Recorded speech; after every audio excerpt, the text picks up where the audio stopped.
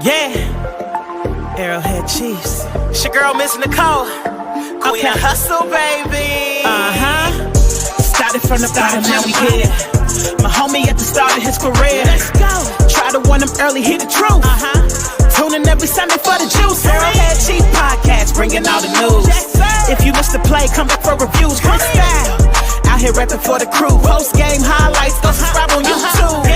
If you missed the play, come back for reviews. Post game highlights, go subscribe on YouTube.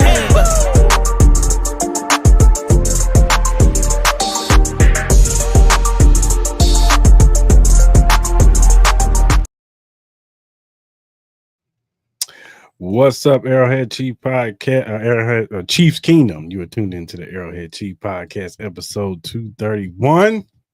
I'm a little tongue-tied right now, but we all good. We here. He excited, dog. Hope everybody's having a good day. Had a good day. Whether you had to work today, you was off. I heard you had a good day, and we appreciate y'all tuning in to the show today. We got a lot of things to speak on, man. And mandatory minicamp started today.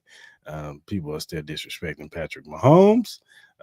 We're gonna do a top 10 or top 5 underrated Chiefs players of all times, and I'm gonna do a blind ranking game with Mar to make his head spin.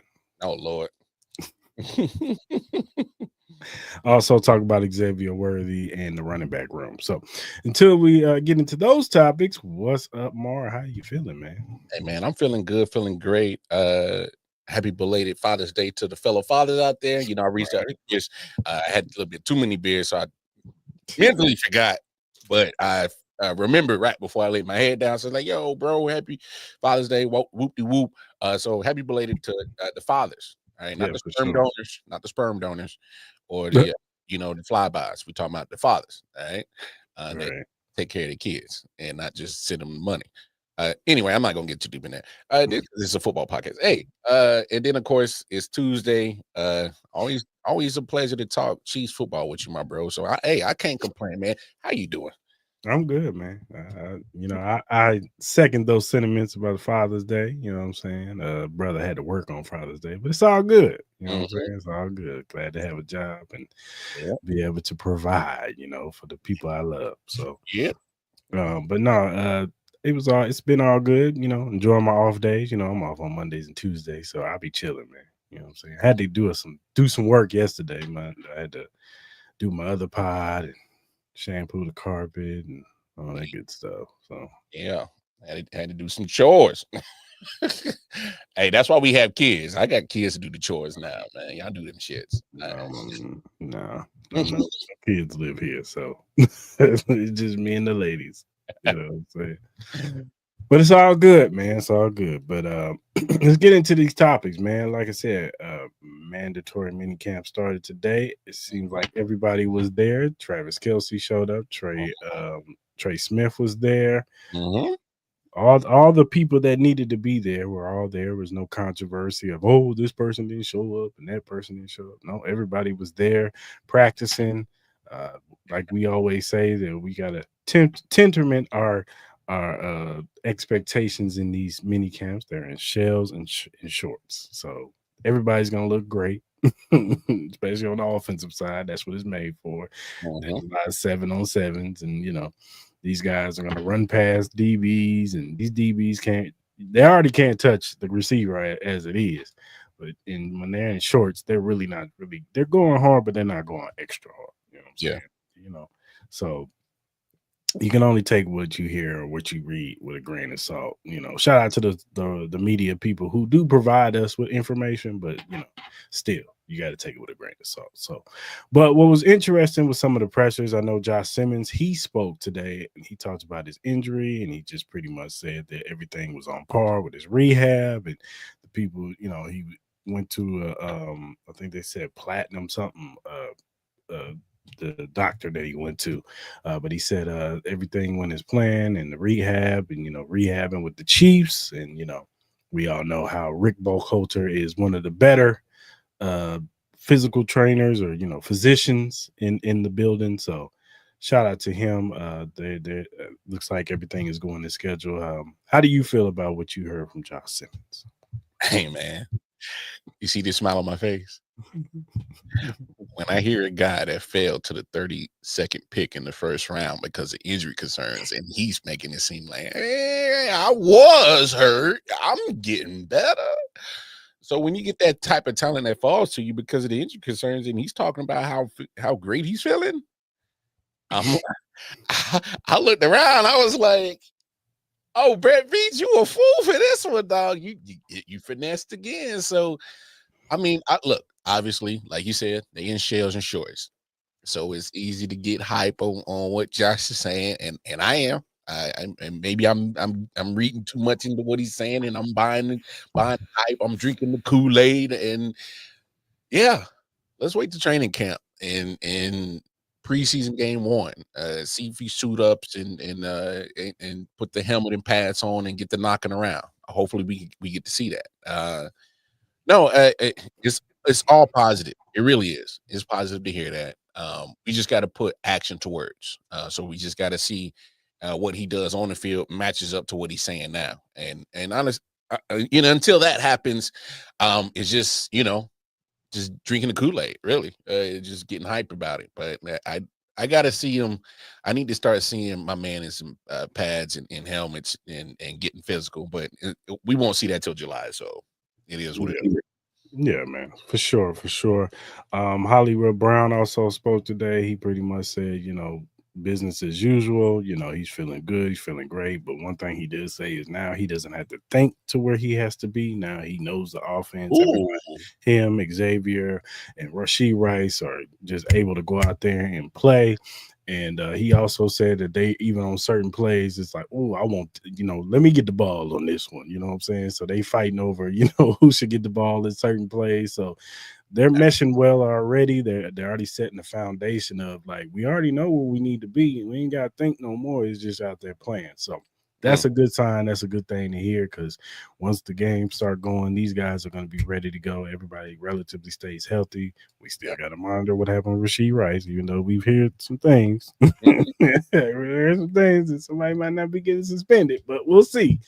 But yeah, it was good to hear that, man. What's your thoughts on that? And if take my excitement I had for Josh Simmons and multiply it by 20. And I was literally thinking about this on the way in before we went live. I was thinking, like, man, and I know we talked about it a couple weeks ago about Mahomes' first season as a starter. I think this might mirror this one, man. It could. I think it could literally mirror the 5K 50 TD season. Is his first starting as a starter. When you hear Hollywood Brown, and to his credit, we can't forget that the man had 1,000-yard season with Lamar Jackson and a run first team in Baltimore, literally the year before they traded him into Arizona. Literally had 1K. And I think that matters on a run first offense, that your wide receivers getting still 1K. That matters.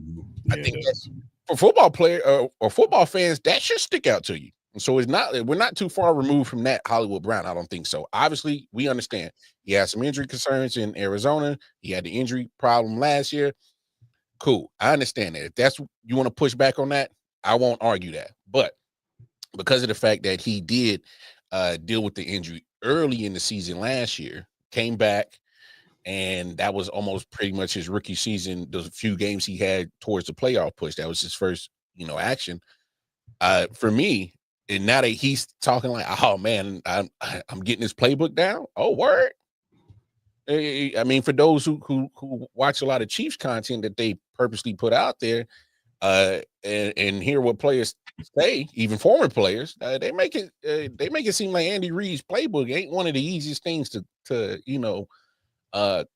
master, or at least figure it out. What's up, John?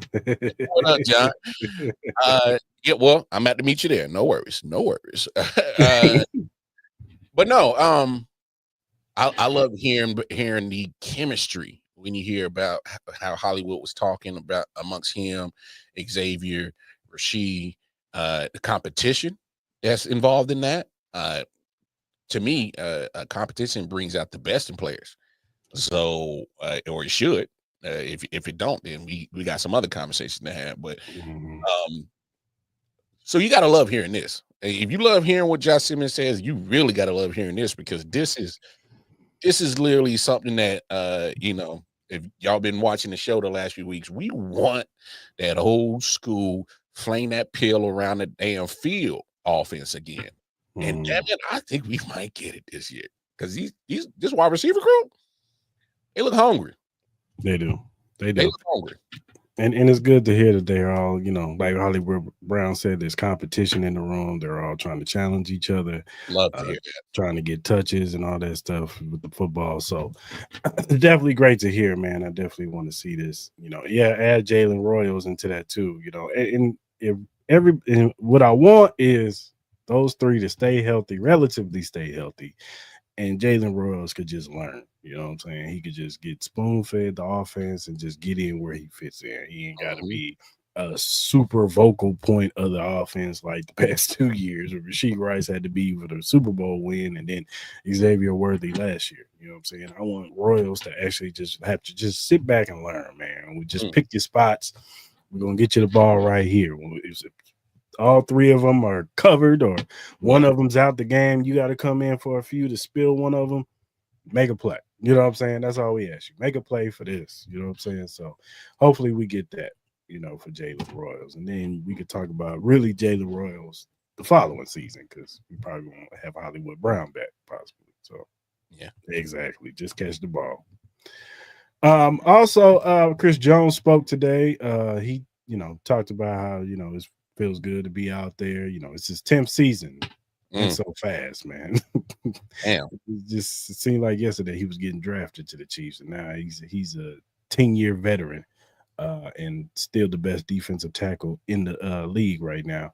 But they asked him about Trey Smith, and he talked about how, told Trey don't handle the situation like he handled it. And it's funny he said that because Mar was kind of talking about Trey Smith and doing that doing what Chris Jones did. And so it's funny to hear Chris Jones say, yo, Trey, don't do what I did. It's funny, bro. That was hilarious. Yeah, that's crazy. And it was also funny when they asked him, would you change anything? He was like, nope. Basically saying, you saw how I handled it. That's how I would have handled it. So, and everybody's situation is different. And that's what I was trying to say to you, Marv, is that both situations are different. Chris Jones was on his last year of his deal. You know what I'm saying? He wasn't franchise tag, and he wanted a new deal, which he deserved it. You know what I'm saying? And I'm not saying Trey doesn't deserve it, but I think Chris was way more deserving of the contract that he wanted. And at the end, we all say that the whole situation was a mess, him sitting on the first game and all that stuff. But at the end, he still got his money. And we still got a Super Bowl. So yeah. So it's all good. You know what I'm saying? And hopefully, we get this Trey Smith deal done. Now that he's in the building, maybe they can get, pen to paper. You know what I'm saying? So also Jeffery Tillery spoke to, he just pretty much said that he's excited to get into this room, and he sounds like a scholar. You in Notre Dame, bro? Come on. No, I'm talking about like just a regular. My man was like, I studied abroad in my freshman year. Like I was like, oh, really? Hey, that's how they talk in Notre Dame, bro. It's like, I don't care what you look like, where you from. You could be from Alabama. Once you get to Notre Dame, you the most countryest scholar in the world. Yeah, and Chris Jones also spoke on Jeffery, just saying that, he's a quiet dude, but he said he's a very interesting man. He wouldn't expound on why he was interesting. We called him interesting.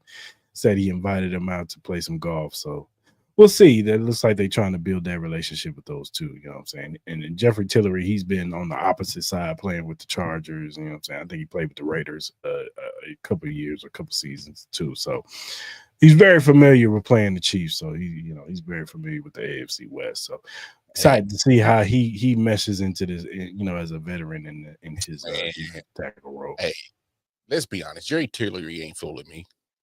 He's man. I'm gonna get tired of playing these AFC West teams and get my ass kicked by Kansas City. I'm about to join them. Can't beat them. No. Yeah. Nah, I hear you. But like I said, it's the first day of mandatory mini camps. I'm pretty sure Patrick Mahomes and Andy Reid and they'll probably speak tomorrow, Wednesday, or Thursday, should I say. And yeah, man, after this will be a long month of them getting ready for training camp and staying in shape, hopefully staying out of trouble. That part. Hopefully staying out of trouble, stay in the house. Please.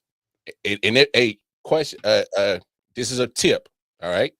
Tip for my Chiefs players. If you live on the Kansas border and you want some green, let's be smart about it, all right? Be smart about it, all right? Don't get caught because of 20 minutes trying to cross the border, bro. Don't get caught. Right? And if she's being physical, leave. Walk away. Leave. Run. Get the hell out the house, man. Don't touch call 911. Call 911, man. Yeah. Don't touch a vacuum. Don't touch nothing. Just walk out, bro. And stay away from them fast ass cars, too. We talking to you or she? Stay away from them fast ass cars, man. That's all we ask. You know what I'm saying? Get an Uber. John crazy. Hey, I'm with you, John. Get an Uber.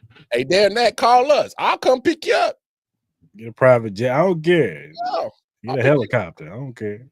I mean, you're gonna have to move the Doc McStuffins and the Bluey shit out the back seat, but I'll come pick you up. Yeah, man. So just stay out of trouble. But yeah, it's gonna be interesting to see, the rest of the pressers this week and what people got to say. All right, man. Let's talk about Patrick Mahomes, man. I know we kind of spoke on this with the rankings last week with Chris Sims, but cats is other cats in the media speaking. I'm gonna play this clip real quick, and then I'm gonna get your thoughts, brother. I believe the best quarterback right now is Josh Allen. I think he's become the guy. For years, it was Patrick Mahomes. Obviously, Brady, that generation, once they went, Mahomes took over. The start of Mahomes' career was absolutely mind-blowing. The last couple of years, though, he's not been that guy, and really it's been Josh Allen. I think you can make a case for a couple of other people, but Allen's combination of freak show wow plays, like everything he can do with his arm, the cheat code that is his short yardage ability, like his athleticism, the fact that he basically does not take sacks. I mean, one of the lowest sack rates, pressure to sack rates you're going to find anywhere. Like utterly absurd analytics numbers behind him as well. I think Allen's the guy right now.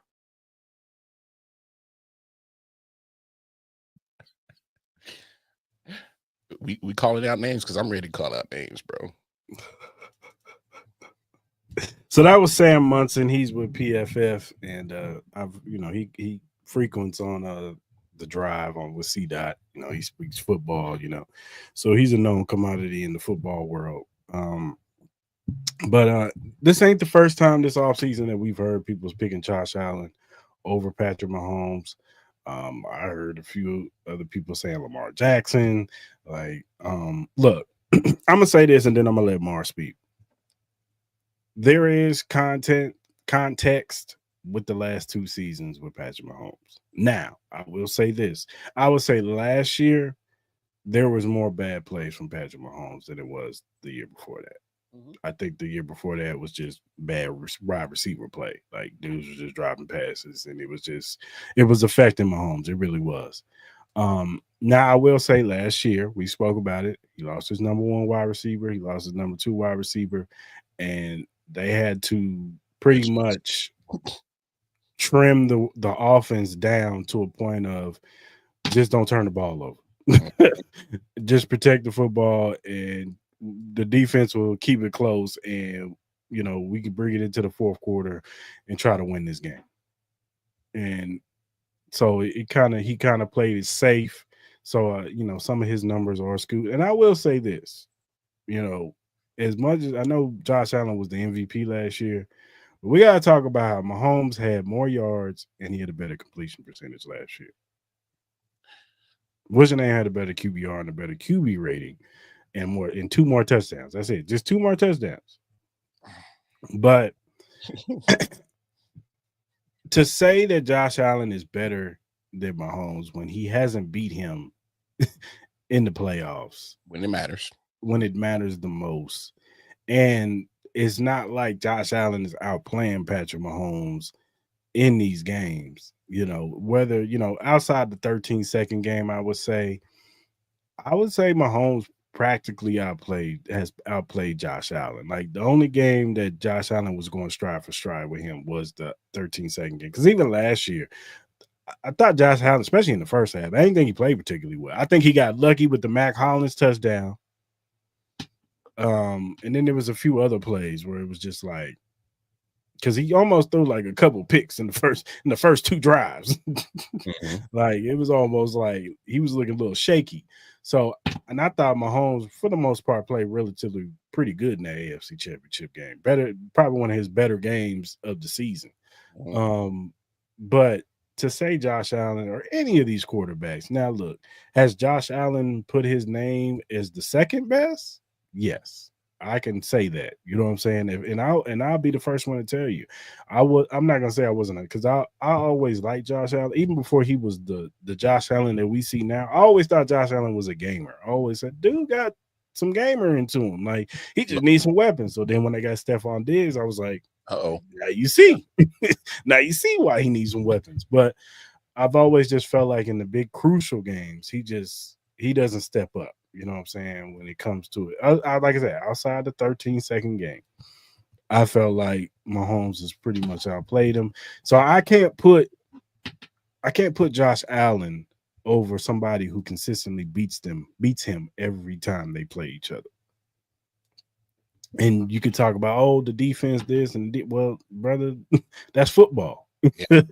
You know what I'm saying? Like, that's why when y'all put these things where you say, this person outplayed that person, y'all also got to have context of who's playing what defense. You know what I'm saying? So I don't know. I just feel like until one of these guys can do it on a consistently basis and beat Mahomes maybe a couple of years, like if Josh Allen beats him this year and then maybe beats him next year and wins 2 Super Bowls, we can have a conversation. Yeah, we can have a conversation. Yeah, I'm not saying that I still probably would still pick Mahomes, but we can have that conversation to be like, okay, Josh Allen has closed the gap. He's won 2 Super Bowls. Mahomes only has 3, so they've closed the gap between the two. Those two are on the tier of their own. You know what I'm saying? Only legitimate case. And then it's Lamar and Joel and whoever else you want to slide up in there. But right now, I just still think Mahomes is chasing Brady, Joe Montana, John Elway, those guys right now. That's who he's getting compared to, and he's getting compared to himself.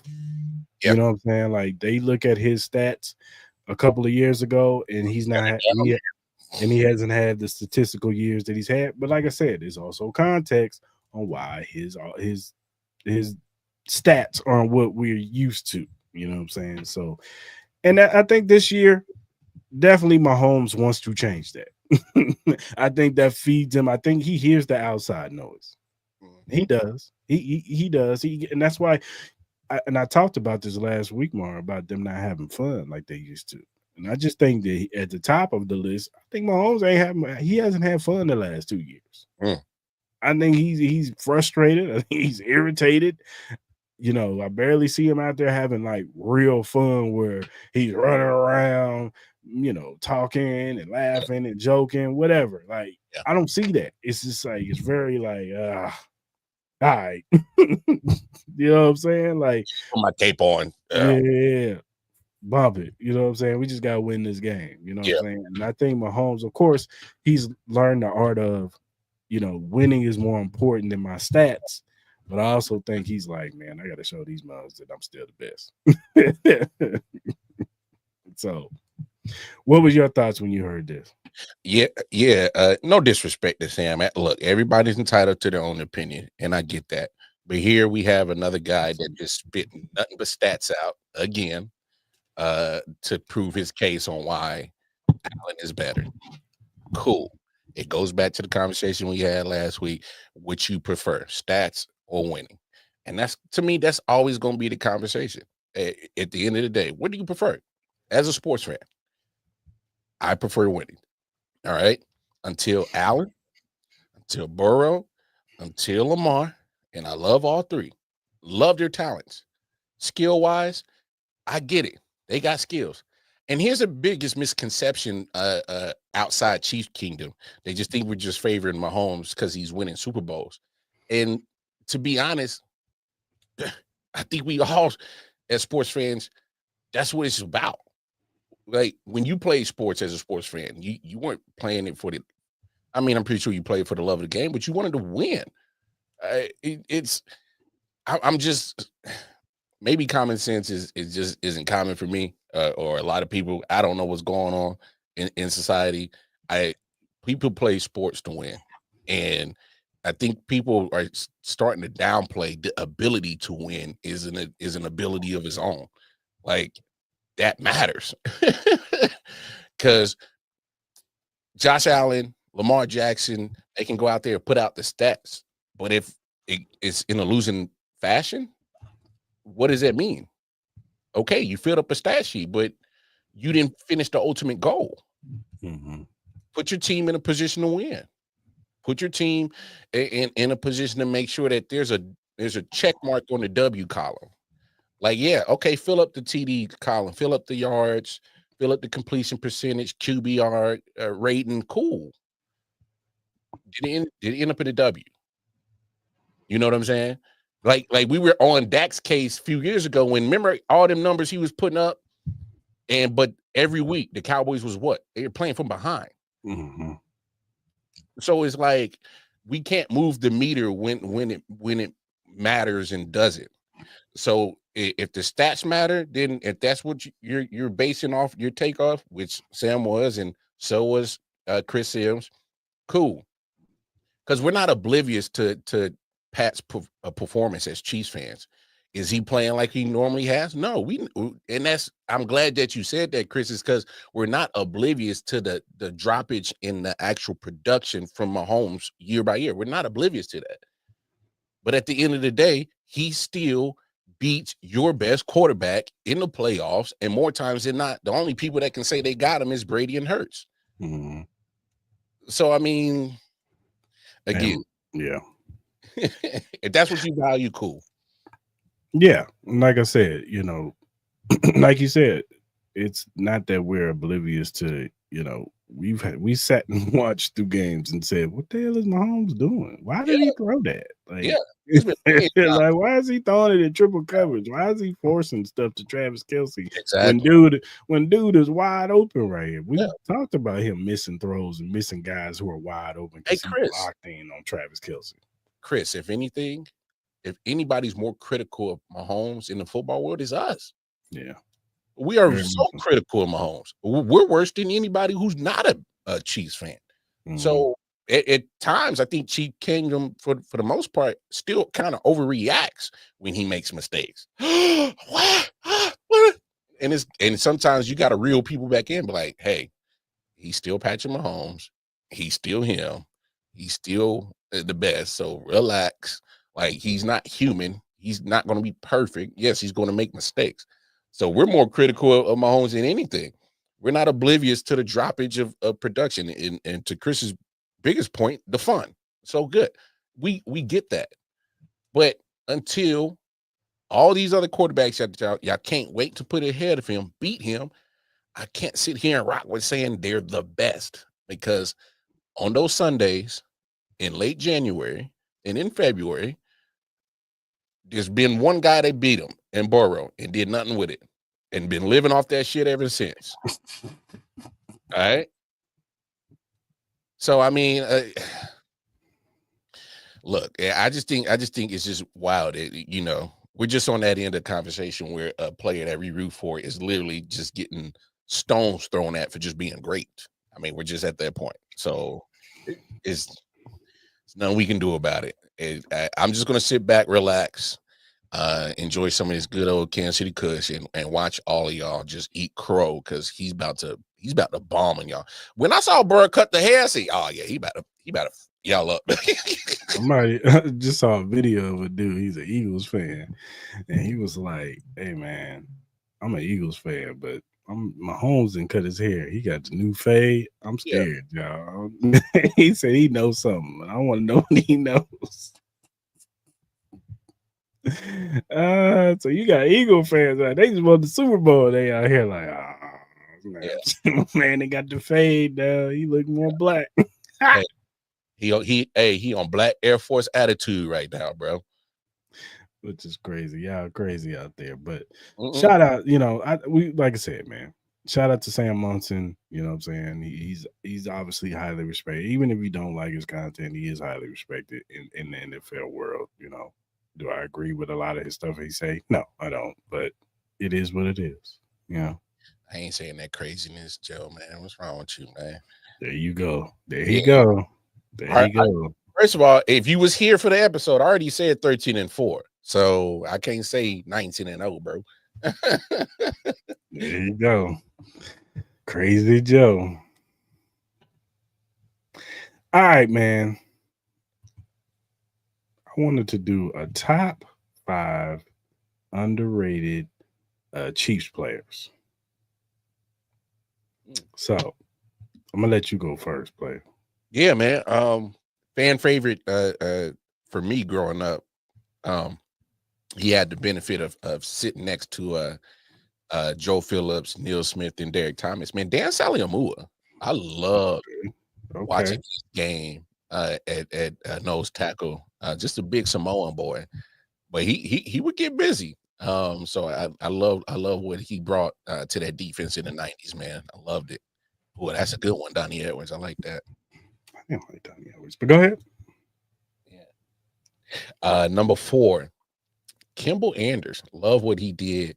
I guess he was the melanated Chris Cooley before Chris Cooley. Good at blocking, but he was a good receiving back. Love what Kimball Anders did right there. Number 3, he may not have been underrated to us, but I kind of felt like he was he didn't get his just due around the league. Tony Richardson. I may be off on that, but I kind of felt like he didn't get his just due as one of the best fullbacks of his time. Dude literally was blocking for some great rushers in that backfield. And even if they weren't big names, they looked big because he was blocking for them. Tony Richardson was just a dog. Loved what he did. 2, obviously people know his name, but Alex Smith. And only reason I got him at number 2 is because a lot of people right now are going to give Patrick Mahomes a lot of love for this Chiefs resurgence, but it really started in 2013, the year that Andy and Alex Smith both came together. I get it. Alex Smith was Mr. Check Down, wasn't going to take the deep shots. Was a little hesitant on taking big plays, but one thing that he brought, and goes back to the conversation of stats versus winning.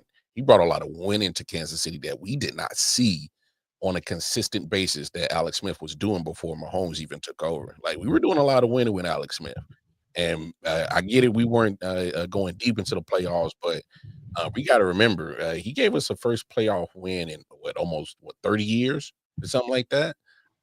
25 years when we beat Houston. I can't remember. It was a drought. All right. We was drier than Grandma Coochie around this joint with playoff wins. All right. And Alex Smith got us, brought some moisture. All right. So I got Alex Smith at number 2. Number 1, I saw that name. Joe put it out there. I got Dale Carter. He was a dog to me. Man. And I guess some of the players kind of, paid attention to Dale Carter, because they played against him. Because I've heard Michael Irvin kind of give Dale Carter his props. He's like, man, I hated playing against Dale Carter. But for me, I was like, man, watching him play corner, Hawk. When we talk about, obviously he wasn't on prime time level, but I would have put Dale Carter top 10 corner in his time. When he was playing, dude was a dog. I mean, physical. I mean, my goodness. I love what Dale Carter's game. So those are my top 5 underrated Chiefs of all time, in my opinion. For sure. Like your list. Good list. Now look, I got some honorable mentions, and then I got my top 5. Okay. Right. Okay. So one of my honorable mentions is Eddie Kennington. Eddie Kennison, he was highly productive, had 2 back-to-back 1,000-yard seasons. That's right. Was very fast dude, could run down the field, and was very highly productive in that big-time offense with Trent Green and all them. So, got to put Eddie Kennison on there. Another guy, he wasn't stat guy, but he always came up with big plays. Albert Wilson. But Albert Wilson was highly underrated. Patrick Mahomes even got the man paid in Miami. So, I like Albert Wilson. He'd always come up with a big catch on 3rd down when we needed it. Albert Wilson. Sharkandrick West got to be on this list, man. When we were out a running back, Sharkandrick West stepped in and was very formidable as a running back in that backfield with Alex Smith and a little bit with Patrick Mahomes, and he was really good. Same thing, Spencer Ware. Spencer Ware needs to be on this. Both of them as a tandem, they were very underrated. They held it down. They were part of that Seattle. All those players that they got cut, and John Dorsey picked them up off the waiver wires and picked these guys up. And hey, man, they were playing good football. So now let's get into the top 5. Number 5, Neil Smith. Bruh, come on, man. We gotta talk about Neil Smith. Him and DT was like a crazy tandem. Him and Neil Smith in the middle with Derek Thomas on the edge, and it was just bombs away. Protect your quarterback because he gonna die today. We ain't playing today, man. Number 4, I'm gonna go Casey Wiggum. He was part of that offensive line. He was the center of that offensive line with John Tate and Willie Rofe and Brian Waters and Will Shields. Like that offensive line wall. If Mahomes had that offensive line, he'd have broke Peyton Manning's record twice. He broke his records. He had 6,000-yard seasons if he had that offensive line. Hey, he be looking like Jordan right now, undefeated.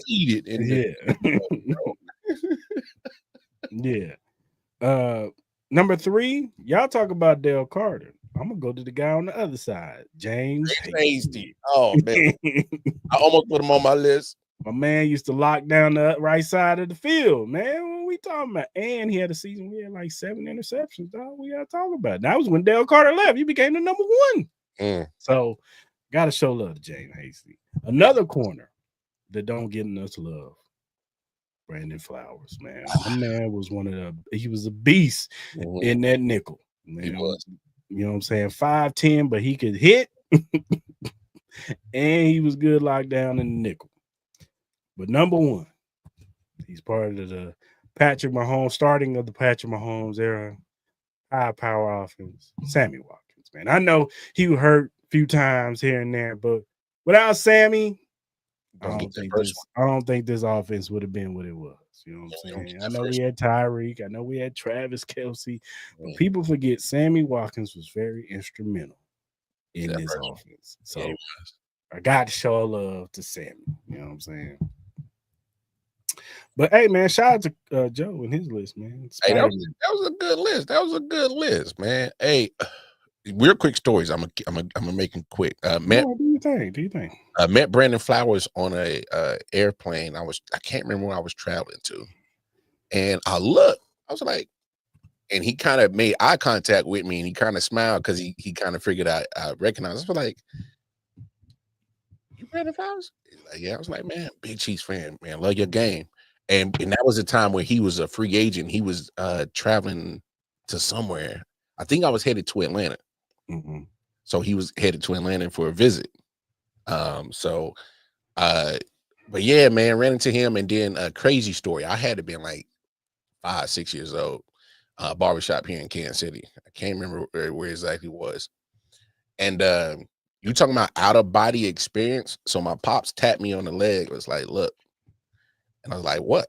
I looked at the door, and I swear to God, it was like just a big glow. And in walked Derek Thomas and Neil Smith. You was like Charlie Murphy when he saw Rick James? Man, just like, you know how cats tell the story when they meet Michael Jordan and they feel like that whole God aura is around them? That's how I felt when Derek and Neil walked in. And they dapped me up. Shit you not, I didn't wash my hand for a week till my pops was like, "Hey man, enough is enough. Like, wash your fucking hands, bro. Like, come on."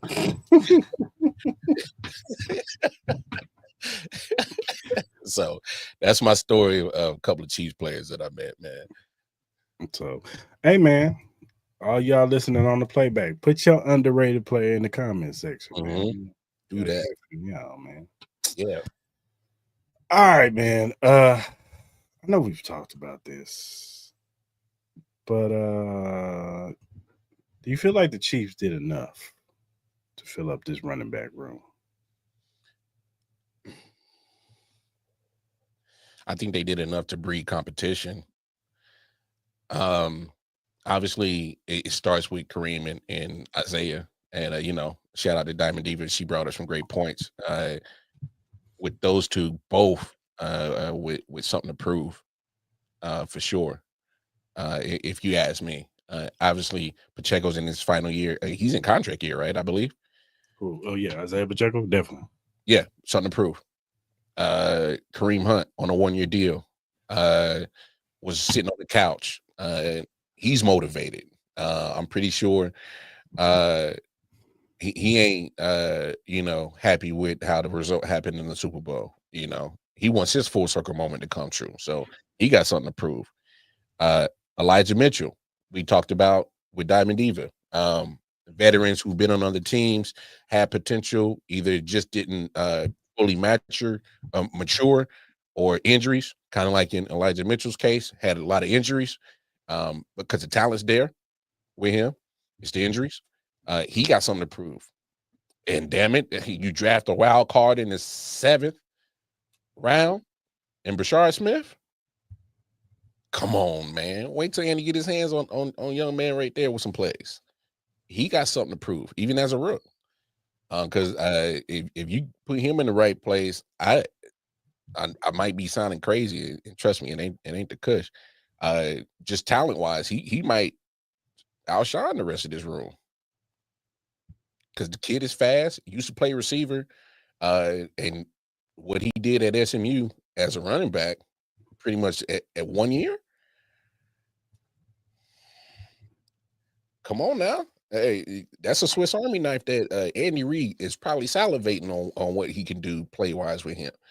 So I not only do that to answer the question, I think they did more than enough, but I think they're breeding kind of like we were talking about with the wide receiver room, and like legit competition, and it's gonna elevate the play. So I'm loving this wide running back room. I think it's gonna be dope. I think what the Chiefs did with this running back room was like based off potential, the potential of a lot of these players.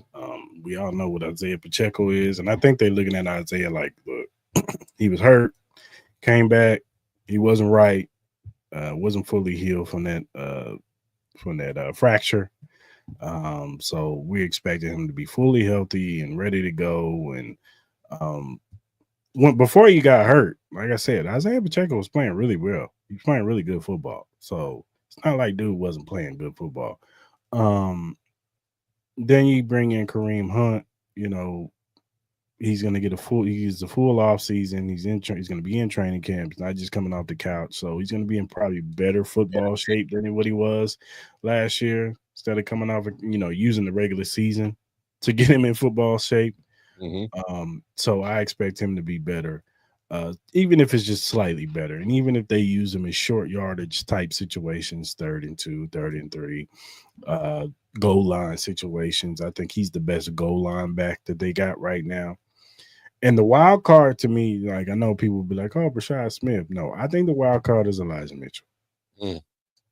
Because like I said, if he can get to anywhere close to what he was his rookie season, then we're gonna be having a different conversation. You know what I'm saying? We're gonna might be talking about looking at Isaiah Pacheco like, if he ain't playing well, if he ain't looking right, chance of getting re-signed is slim than none. Whereas in Brashard Smith, I do think that he's gonna get his spot, especially in the passing game.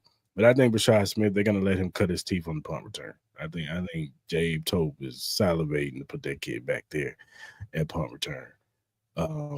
but I think he'll get his few touches as far as like catching out of the backfield, put him in different spots, especially in the slot. You know, you put him over a linebacker, that linebacker ain't catching him.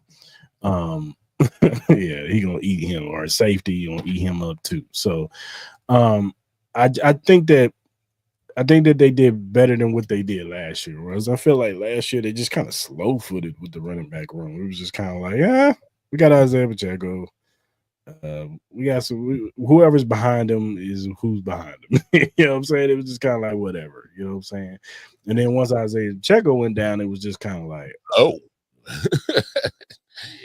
we need to go get somebody.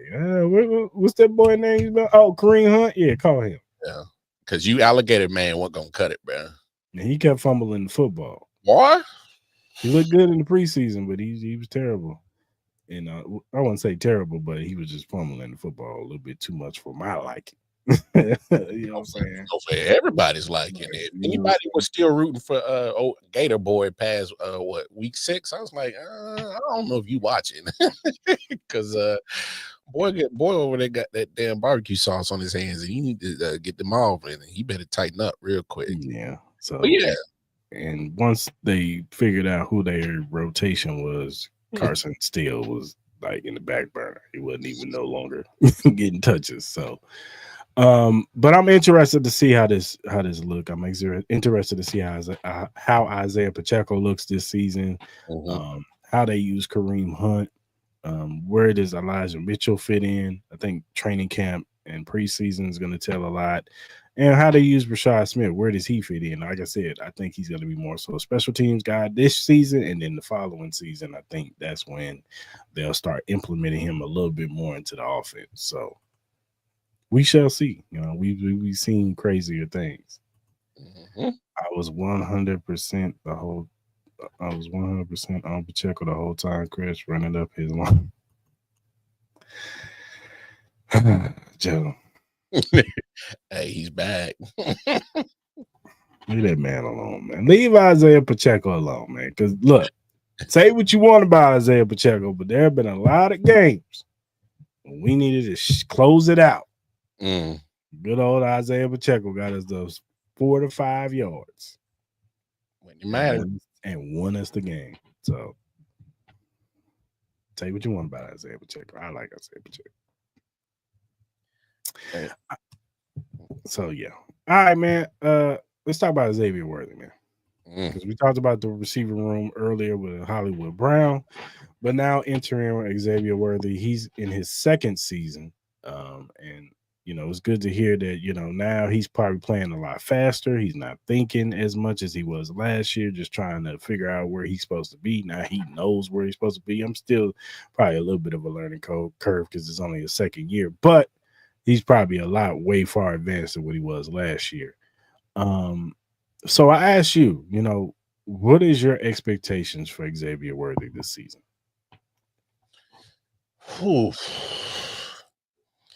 Obviously, there was a lot on his plate last year. And he handled it well. Yeah. Handled it well.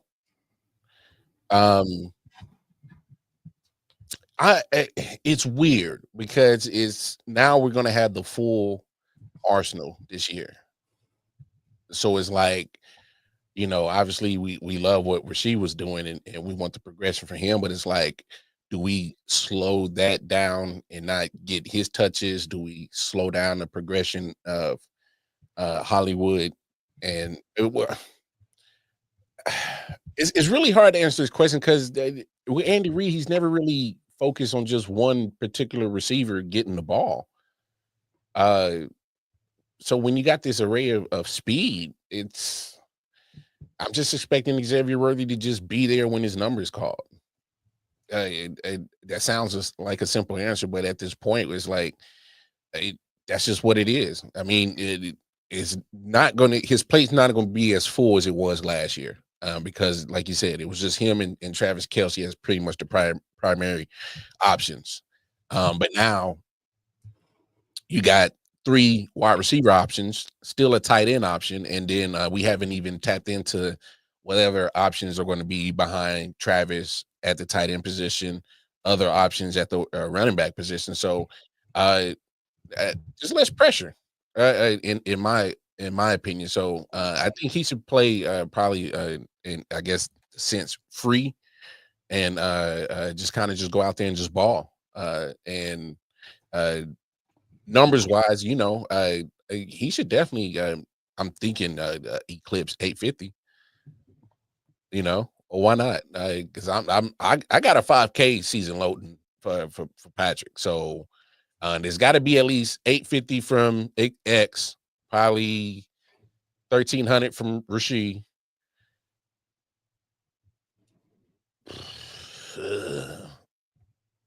Probably like another 800 from Hollywood. Trav might sneak around there about 950. Yeah. Yeah, Rasheed. Yeah, Rasheed. Yeah, Rasheed. Yeah. Rasheed's got to be number one option, right? Of course. He is the number one guy right now. Yeah. So if X has like a season comparable to, say, a Devontae Smith in Philly, as like a comparable. I'm trying to compare ones and twos. So a comparable T. Higgins season, I guess. More Devontae Smith. Okay. More Devontae Smith. I would say he's more comparable to that type of player, so that would make more sense. Like T. Higgins is the different type of wide receiver. So, and like, let's be real. Not to say that Xavier Worthy couldn't be a number one, because maybe he molds into one eventually, but I think T. Higgins could be a number one wide receiver on a lot of teams right now. So you know what I'm saying? So whereas in Devontae Smith, I think he's really good. I don't know if I think he's a high end number two, low end number one. You know what I'm saying? And I just that's my expectations for Xavier Worthy this season, is that he's going to be that high end number two wide receiver to Rasheed Rice. That contrast of Rasheed's more of the big body, over the middle, crossing dig route type dude in the slot, whereas in Xavier's the deep threat guy. And it's like Joe just said, that even though Andy can't help himself, relax, Joe. If Royals has 750 yards, something went wrong. Something went wrong. That's crazy. And I agree with this. Let's just play ball. That's what I'm saying. Less gadgets, more. Let Rashad Smith run some of those gadget jet sweeps and stuff like that. Let him, when he gets in the game, let him do that type of stuff. You know what I'm saying? Because he has the speed for it, and he can catch out of the backfield. So you could run him on a wheel route. You could run, and you can run him on real wide receiver routes too. So, let these wide receivers run their routes. Yeah. I got you. But Andy can't help himself. That man, I love Andy. I love him to death. I still think he's the best coach in the league, but he can't help himself. He's got to have Xavier Worthy run a jet sweep, toss it to Travis Kelce, pass it back to Patrick Mahomes. Tiger can't change their stripes, bro. And throw it to Josh Simmons in it. Tigers can't change their stripes, bro. It is what it is. At the goal line. He did all that at the goal line. When we're down a touchdown. Can't with you, bro. When we're down a touchdown, Andy can't help himself. Let's run this trick play right now. I'd be like, Coach, not now. We down a touchdown. We just need to score, play it. Run a regular play. But and then we got to factor in Juju too. Yeah, Juju, you know what I'm saying? He got to factor into this offense too. So that's why, Joe, we got some bad news for you playing. But Jalen Russ, he might be on the low end of the pecking order. Yeah, because he definitely trusts Juju. That trust factor with Mahomes is there. So yeah, and now if Jalen Russ looks good in the preseason and maybe in some spots in the regular season, maybe he gets that trust. Because the thing about Mahomes is he'll test you out early. He'll see. He'll be like, all right, see what the Ruck can do. You drop that damn ball a few times. Yeah, I'm not going back to Yeah. Yeah. Where's she at?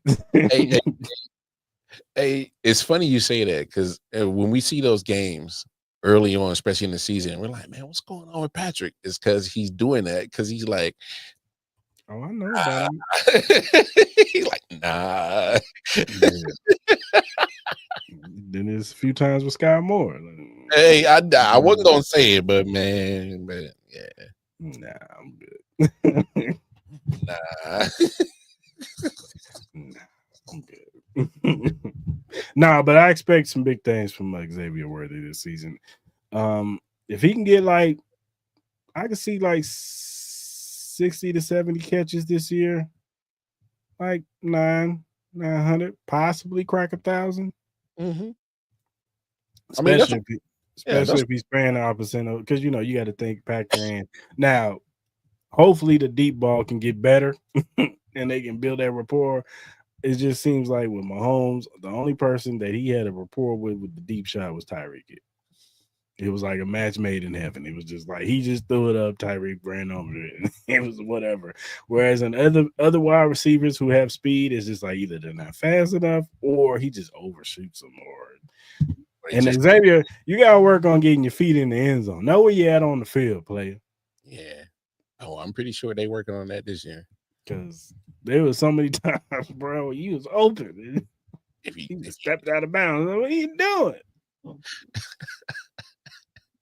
It's a touchdown, man. What's wrong with you? I think it was the Tampa Bay game you did that crap. Oh Lord.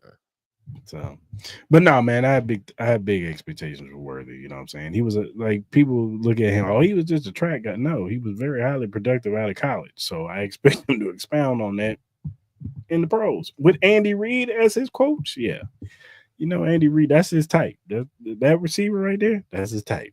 Hey, Chris, let's elaborate on Xavier Worthy coming out of college. Productive and durable. Yeah, for his size, he didn't get hurt. Durable for his size. So yeah, and he's going to start. Obviously, there's going to be some growing in his body, but there's going to be some muscle that's going to get also put on from the strength and conditioning coaches. They're going to start turning this good dude into Ferrari. So, yeah. I'm excited to see year 2 of Xavier Worthy, and I'm excited for this offense, man. I'm excited to see how all three of these all the wide receivers in this offense, how they're productive and what other wide receivers make this team. I mean, we pretty much figured it's Rice, Worthy, Brown, Juju, Royals, and then after that, it's just kind of like who's taking those last spots. Okay, so for our, I guess, clarification or just, I guess, marker, what X was last year. So 59 catches, 638 yards, 6 TDs. Mm-hmm. He's averaging, 10.8 yards a catch. So he did that on 98 targets. And that's being pretty much a 1 and 1A option. Mm-hmm. So obviously I think maybe the targets might come down. Of course. Obviously, because with everybody being added back. But don't be surprised if the actual average of his catches go up when being that deep threat.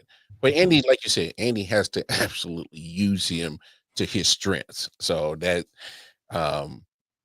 yeah, man, we'll see what happens, man. But I'm when I saw the picture today of him, Hollywood and Rasheed together, I'm like, why? If it all comes, boys got faded up too, both of them. Man, join the club, man. Get faded up. No, I saw X got the fade too, so I was like, oh, okay, well, he was like, oh, you thought what I did in the Super Bowl? What was just a taste? Oh, we about to come back, even something stupid. So it's like, okay, yeah, man, I'm excited. I'm excited, man. Yeah, Birdman mean. Y'all messed up. Y'all should just got 3P, man. You see what you did? Y'all could have had this one. We wouldn't care. Pat would have still had the Mohawk haircut. Now he got the fade. I'm telling you, Black Air Force One energy, bro. Yeah, I messed up, man. All right, man. I hate to do this to my man Mar, but I'm about to do this blind ranking game with him. Now, I'm gonna preface this. This is Mars' list, not indicative of the Arrowhead Chief. Oh snap! Yo, this is wild. This is his list and his list alone. Oh no, So- I'll stand on it. I'll stand on it. So kill him and hit him up at Wildcard Mar. Yeah, on Twitter. Hey, I'm 10 toes. What's good? Like, we good. What's up? So I'm going to name some players, and you will play some 1 through 10. Where would you put them? These are all-time players on the Chiefs, or just players that were very good with the Chiefs. So, number 1, I'm gonna start you off with an easy one. Alex Smith. All-time Chiefs list. Or you're just ranking them. It's not really all time, but just you're ranking them. Okay. Like with all the names, or just give you just a blind. No, I'm giving you a name, and you Okay. tell me where you would put them on 1 through 10. 1 through 10. I'll probably put Alex at 7. Okay. Jamal Charles. 3. Derrick Johnson.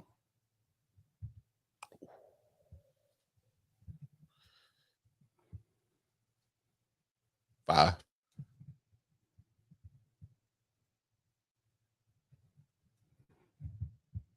Okay. Let's see. Priest Holmes. Ooh, yeah, he ain't doing long enough for me. 8. Tony Gonzalez. 4. That's crazy. Patrick Mahomes. 1. That was easy. That was easy. Travis Kelce. 2. Derek Thomas. Fuck. Did I really not have him top 5? No. Derek. Ooh. You already got the spots, man. You can't change nothing now. That's why it's on the blank record.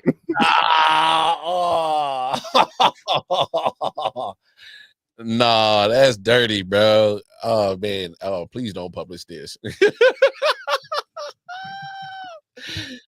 I can't put Derek at 5. Damn. All right, so he would have. That's. Put him at 6. I'm going to put him at 6 then. That's crazy. I'm going to really mess you up on this next one. Yo. Christian. 9. Yo, bro, this is filthy, bro.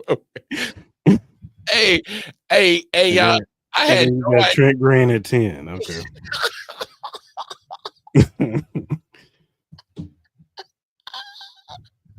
Hey, run that list down for a player, because I'm sick right now, dog.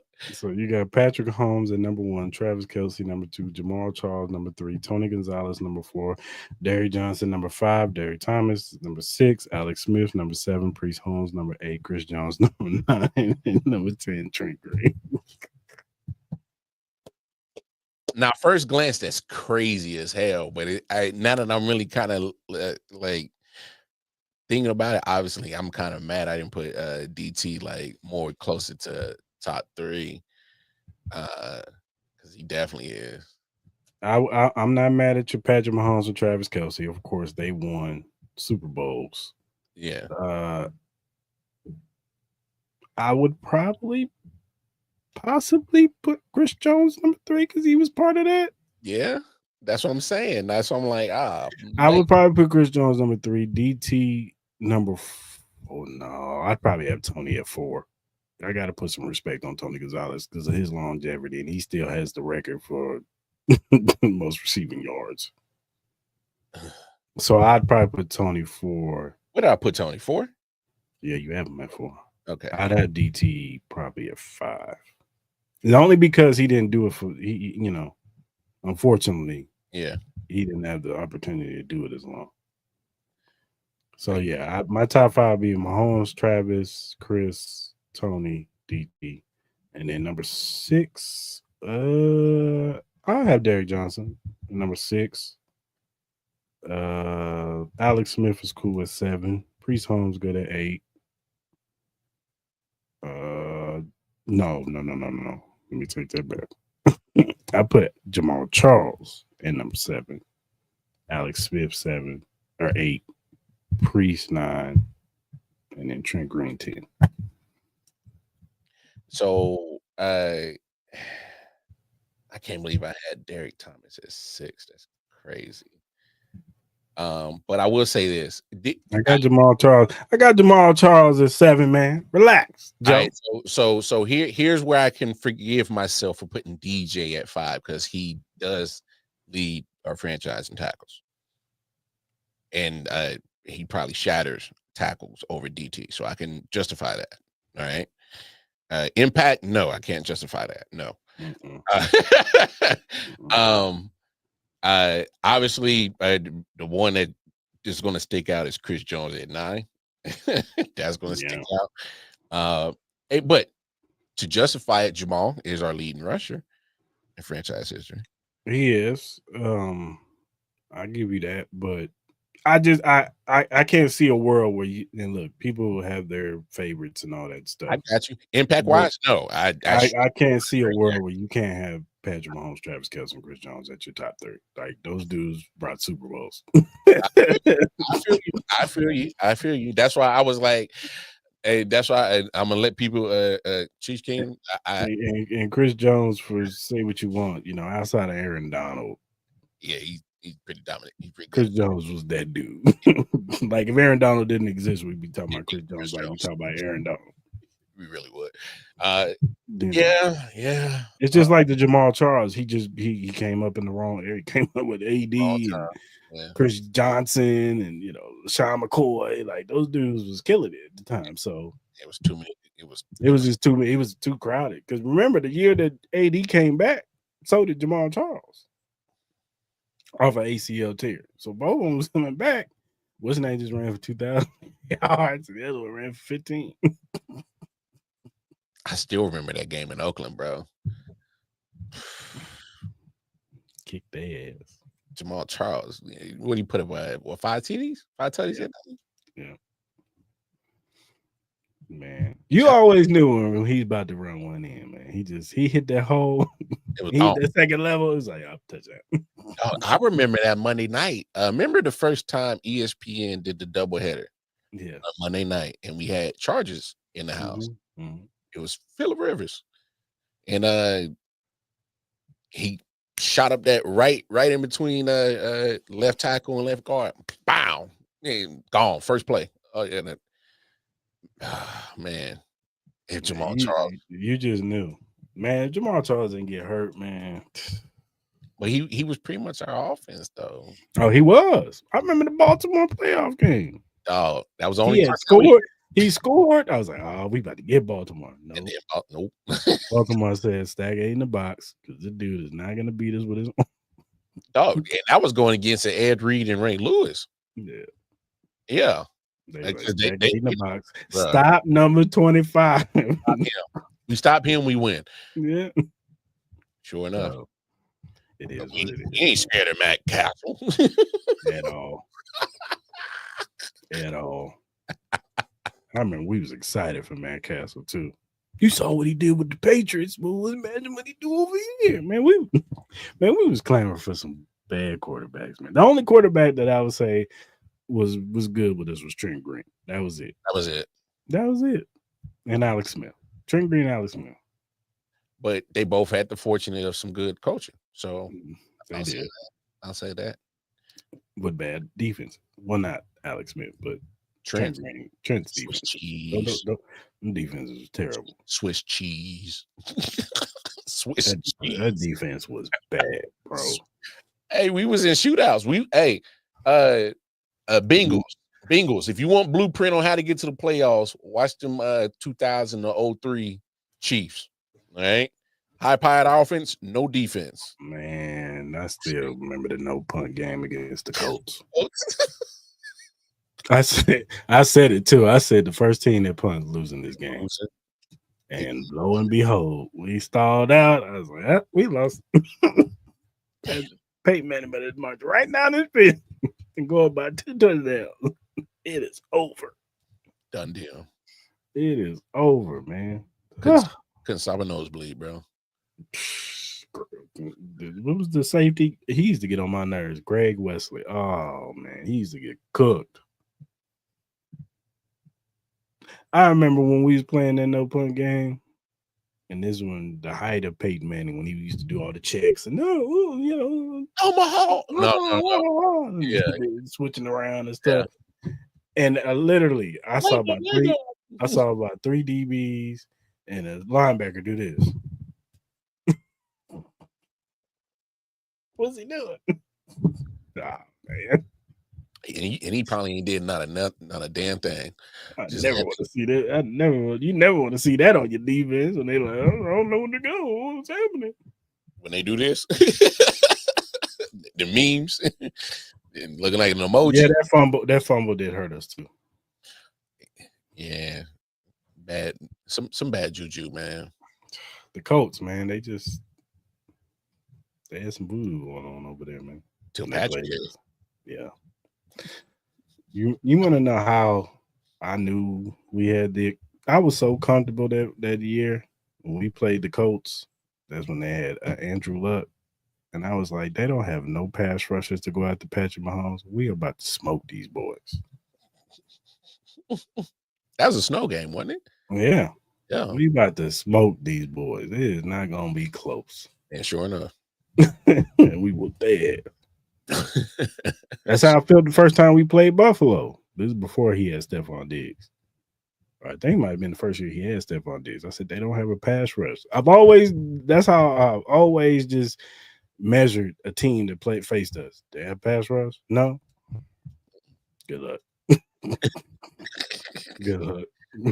You get back to my own time to throw it? No, it's over. It's 15 about to rip you. Yeah, we talked about it last week. Man. We already talked about it. Don't bring that up, man. Yeah, we already talked about it. It took me months to get over that game. PTSD, bro. Months. I probably should have went to therapy at that game. Yo, that's wild. It was all bad. All right, man, let's go around the league real quick. I just wanted to get your opinion on the Shamar Stewart situation, man. My man's contract, it's not looking good for the Bengals and him. They trying to pull the fast one on my man Shamar Stewart with the language voiding his contracts if he gets hurt or messing up his guarantees. And they said that type of language is not what they do with 7th round picks, you know what I'm saying, or 1st round picks, period. So they try to pull a fast one.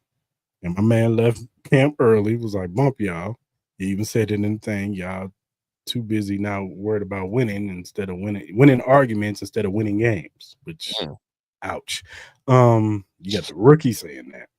And I just want to have a quick PSA sidebar, wild card.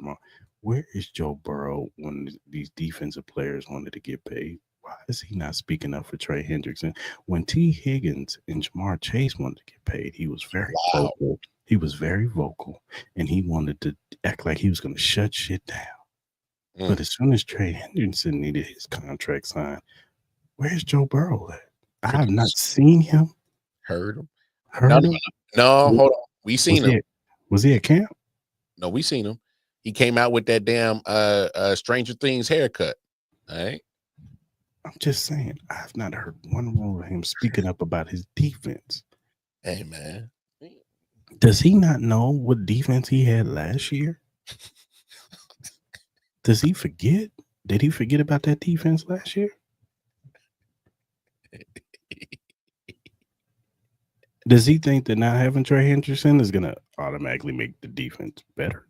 Slightly better. Like, I mean, they weren't good with him, but they are better with him than without him. Yes. And then your other rookie, who's probably your second best pass rusher as of right now, ain't even signed. He might re-enter the draft next year.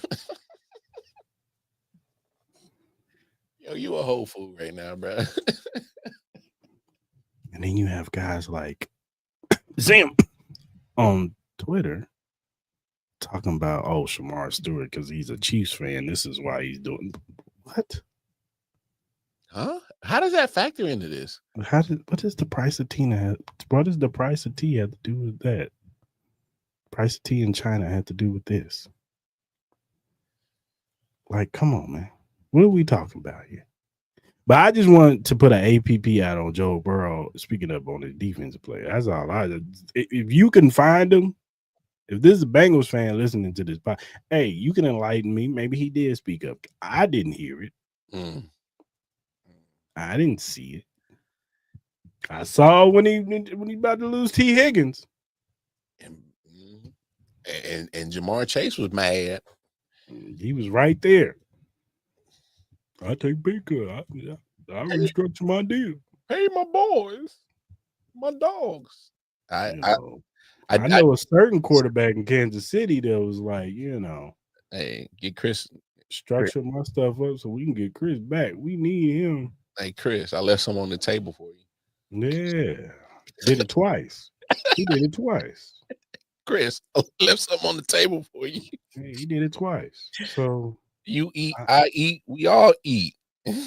I'm just asking questions, people. I'm not trying to cast no aspersions on nobody else's team. I don't know what they got going on over there in Cincinnati. Man, a whole bunch of nothing, man. It's a mess. Joe Burrows, he's a very good quarterback. I actually like Joe Burrow. But all I'm asking is he hasn't spoke up for nobody but Jamar Chase and T. Higgins. So I guess he just wants to score 50 points a game. Yeah, but they're going to give up 55. Hey, but it's going to look good when y'all in the Pro Bowl playing flag football. Hey, matter of fact, hey, they gonna get so comfortable playing flag football. Y'all they're gonna be on the US. They're gonna be on the US team. Yeah, go ahead. Just go ahead and get Burrow, Higgins, and Jamar Chase for your starting quarterback and 1 and 2 wide receivers right there, locked for your flag football team, because that's all y'all gonna be doing is playing Pro Bowl flag football. So you might as well turn it on over to or get a gold medal. There you go. And then that'll just give Bengals fans say something that, hey, well, Mahomes ain't got no gold medal. And we just going to keep laughing because by that time, the Olympics come, probably Mahomes probably added yet another Super Bowl. And look, I love Carmelo Anthony. You know what I'm saying? I love Carmelo Anthony coming up. So Joe Burrows is going to be Carmelo Anthony. A bunch of gold medals with no Super Bowl.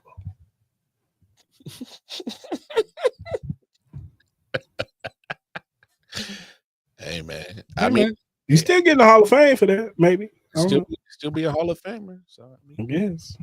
Yeah. that ring finger empty. Over under, how many more years do you think before Joe Burrow asks for a trade? Oh. Damn. No, I don't think he will. Because he's paid, his wide receivers is paid, and he's already I don't think. But one thing I'll say about Joe, he's a competitor too.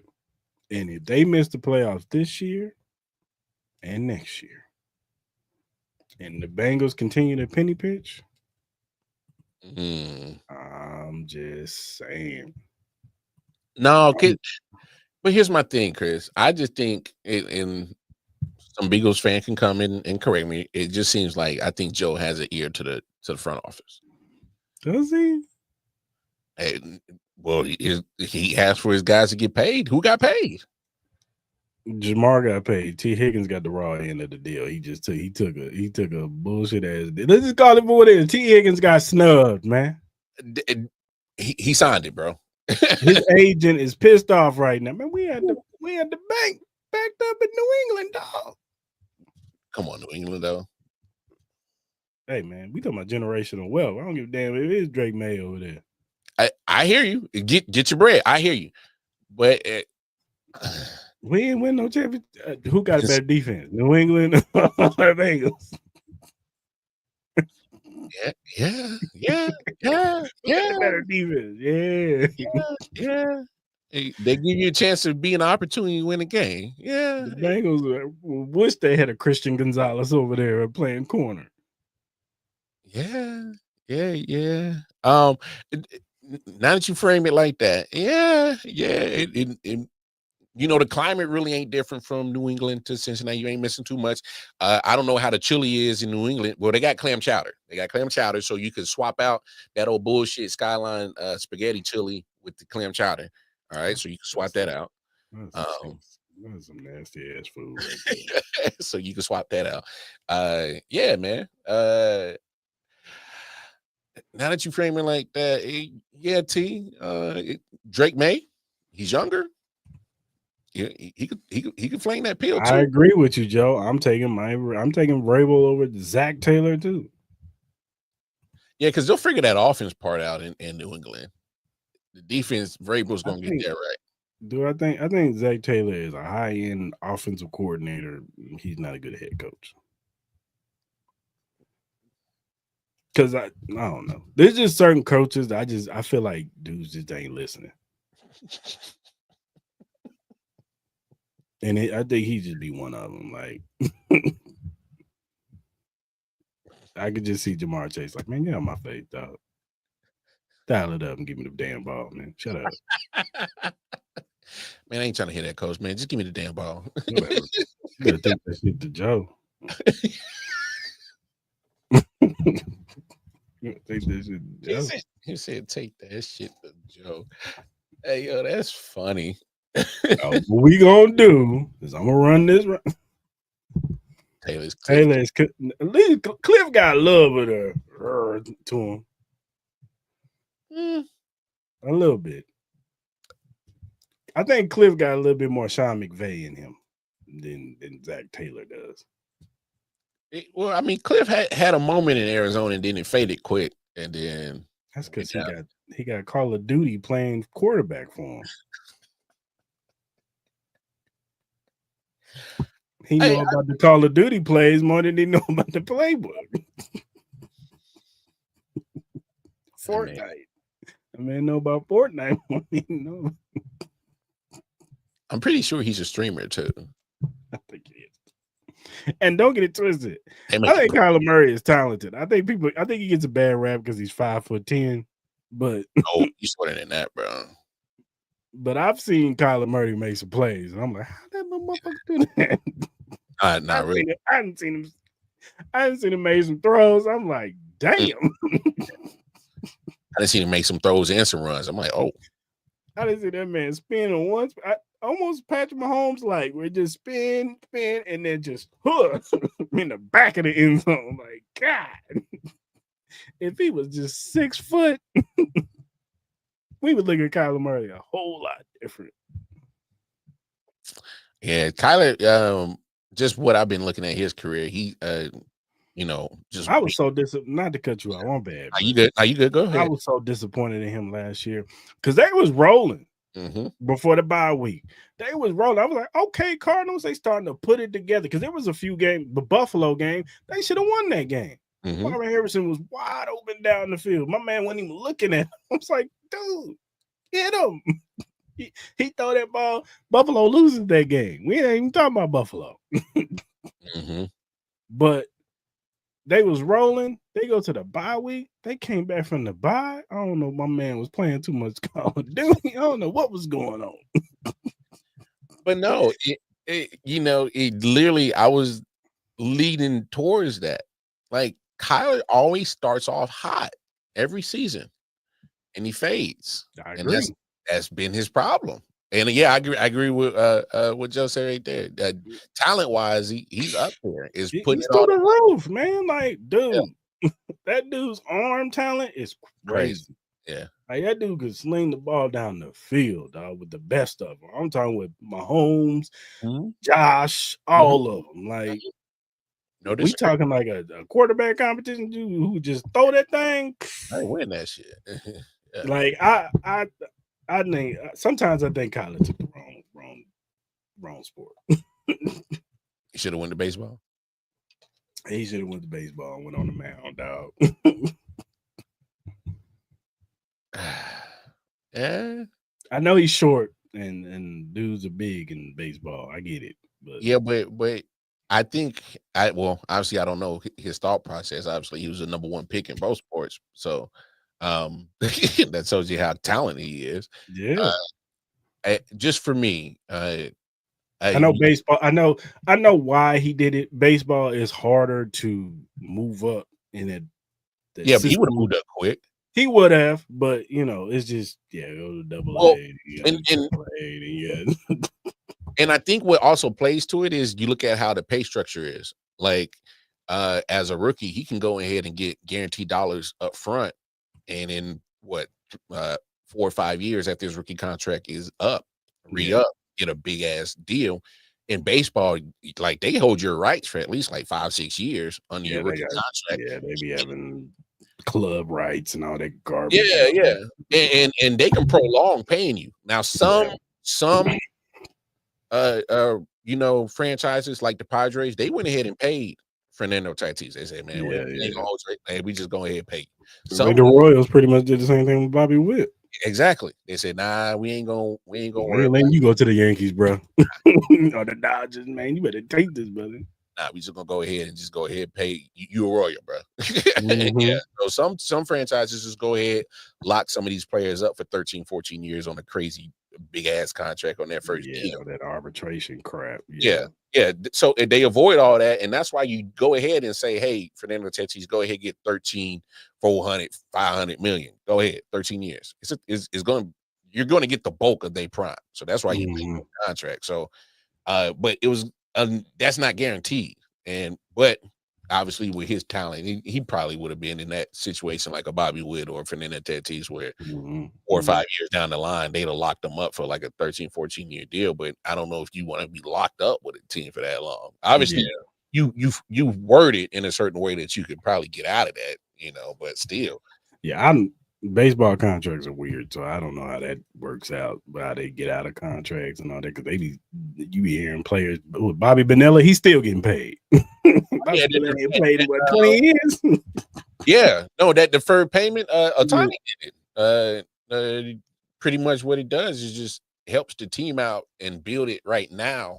And because like you're Shohei Ohtani, your name is just gonna you'll make that money back in endorsements. He's like Mahomes. Like Mahomes is like, man, I was saying the other day, he looks at his football contract like, whatever, man, whatever y'all gonna do with that shit, I ain't tripping. That's why he ain't read up yet. He's just like, whatever, man, I'm making so much money in endorsements, it is nuts.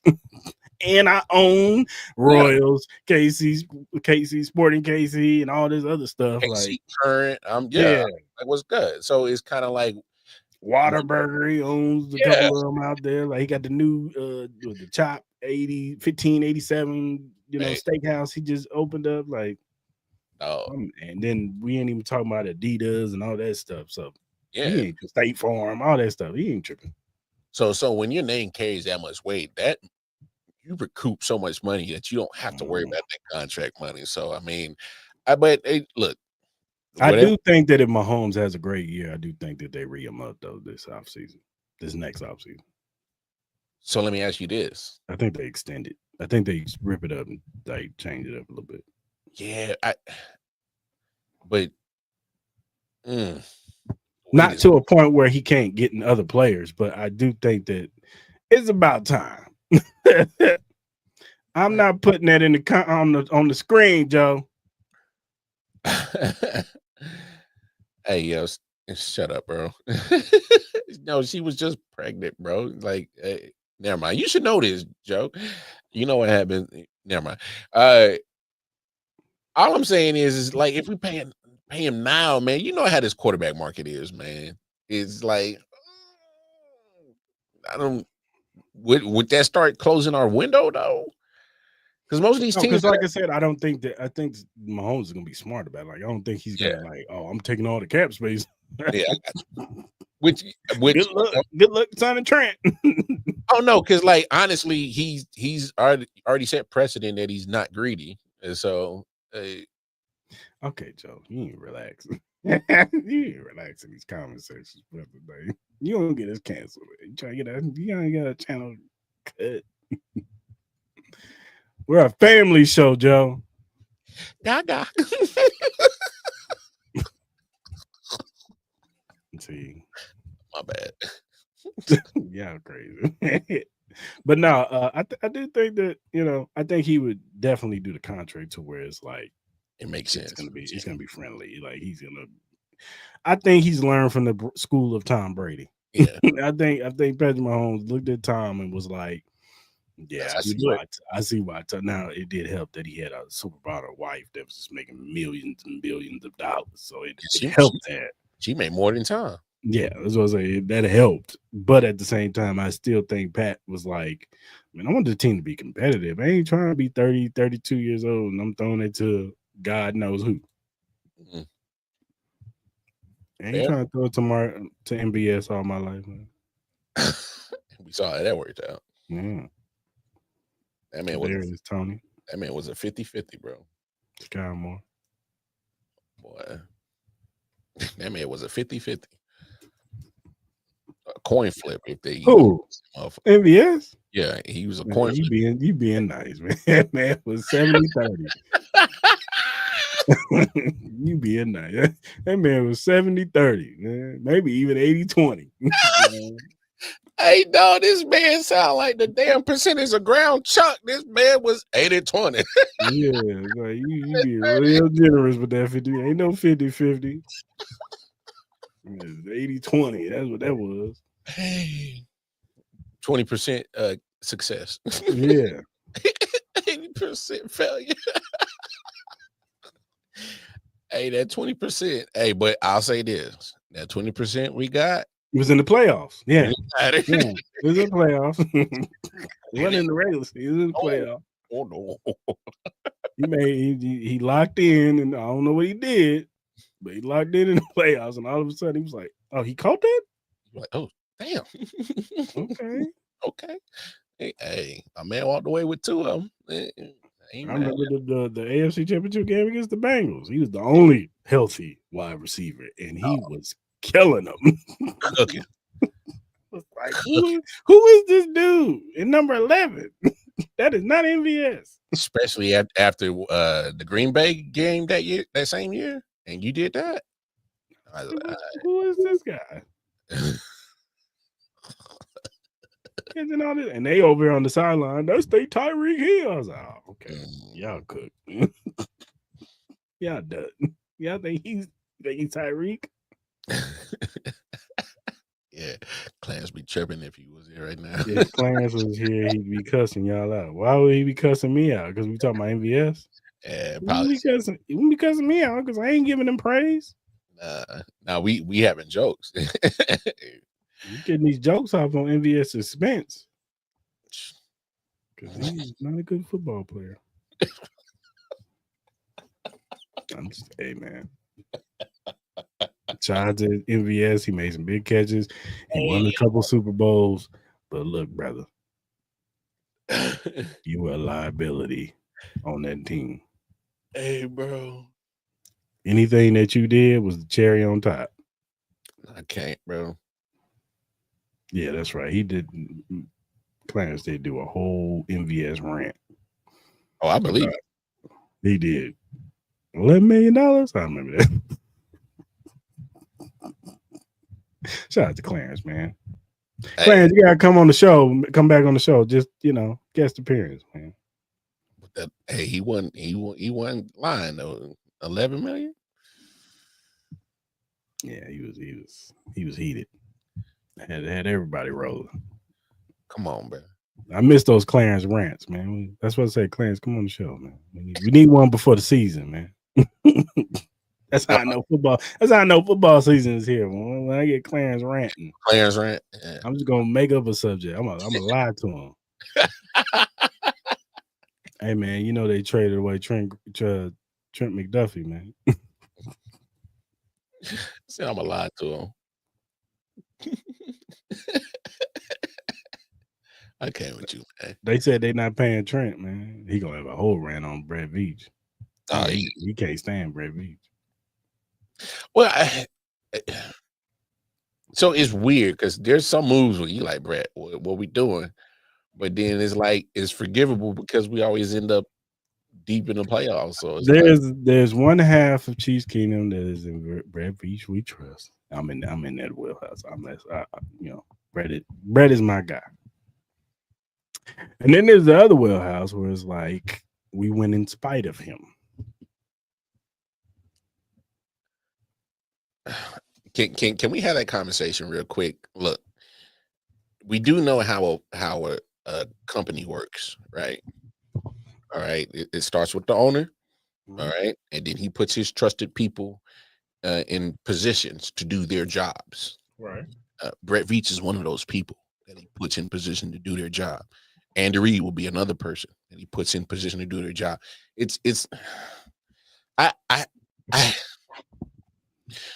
You don't win championships without the whole machine running in sync. You don't build dynasties without the whole thing in sync. I would say people would have an argument if we won the one Super Bowl in 2019. We won 3 against San Francisco.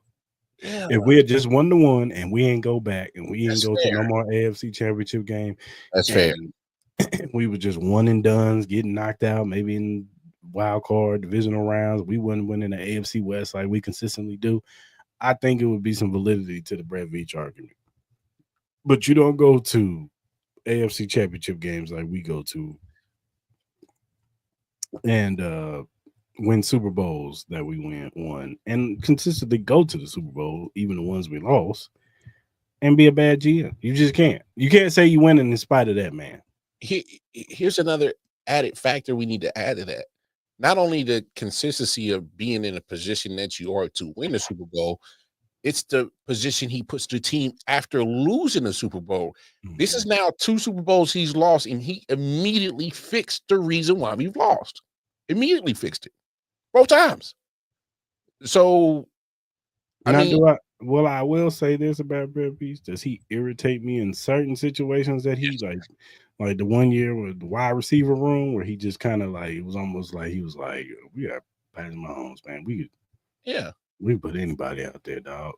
And he found out real quick, like, no, you can't. You gotta have some talent out there, player. And he fixed it.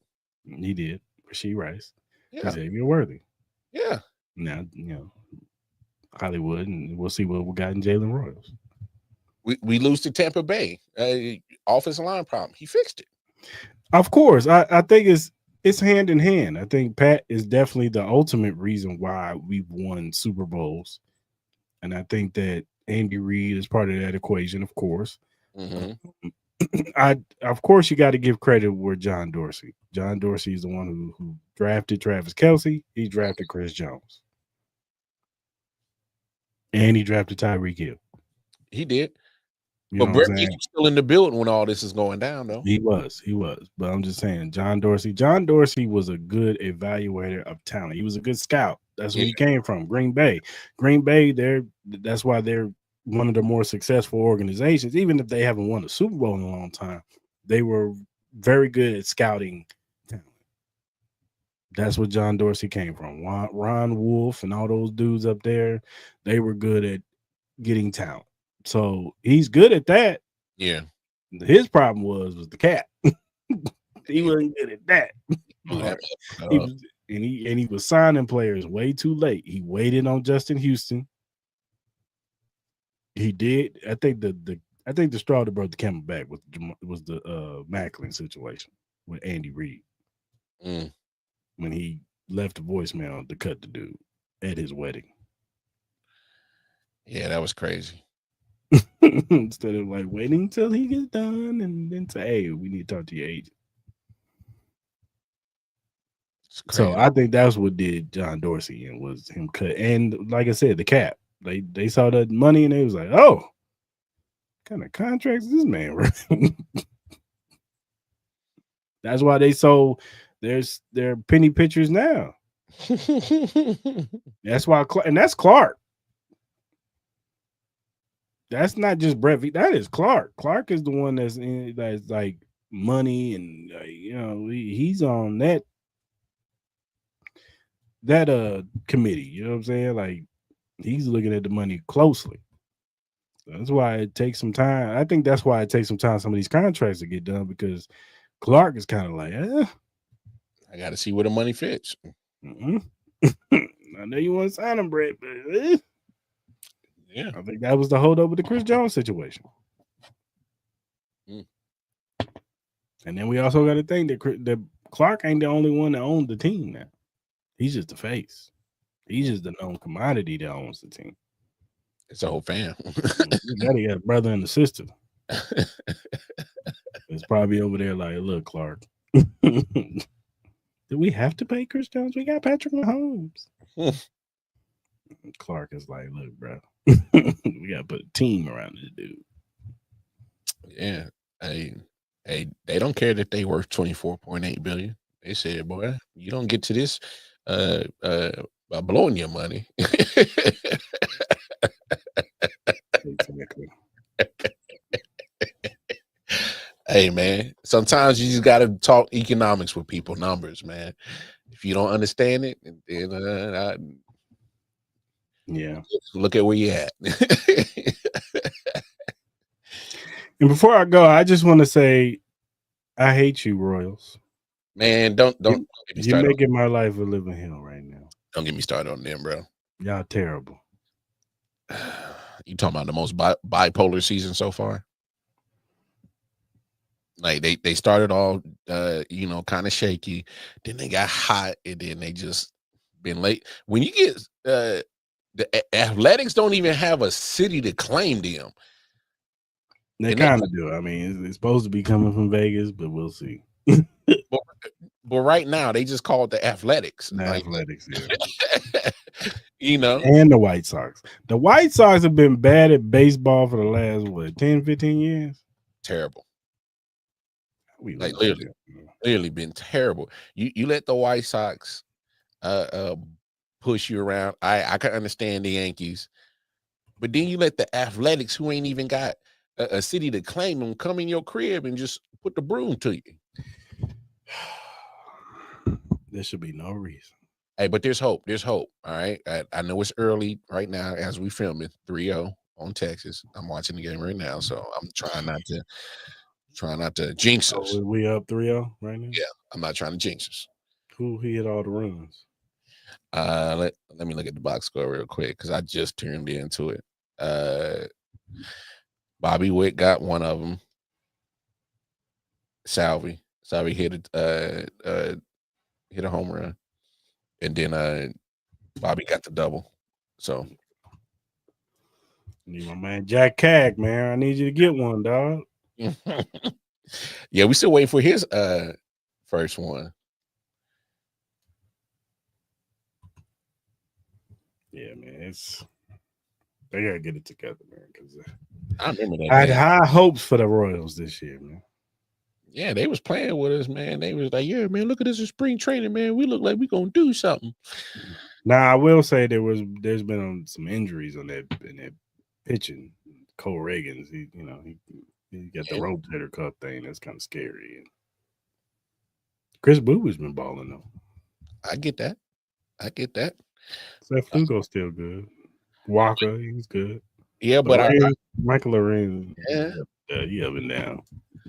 But the problem is when we're not getting our pitching, we're not getting our hitting, and that's the problem. Like, our offense is the problem. Of course, we're not consistent. No, or even when we have a chance to score. The crazy thing is when they brought Jack up first, it's kind of like he was a quick jolt, and then it faded away quick, and they went back to whatever the hell they've been doing. So I'm just like, yeah, they ain't even get it together, man.